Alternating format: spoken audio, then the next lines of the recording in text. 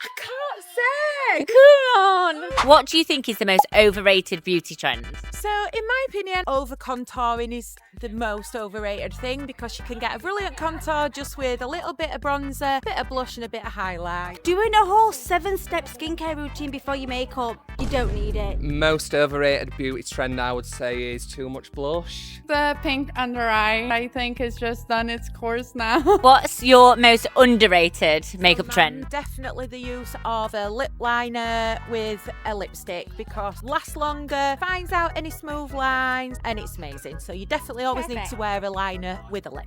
The Chanel bar, no one knows about this. Glass skin, this is all you need. They've got loads of different colours, so 15% off, guys. Come to Chanel. Best trend at the minute is a number 7 bronzer. We're saying but not saying it might be a dupe of Chanel. It's just as good and a lot cheaper. No makeup look is still around, and like the full glam is very underrated at the moment.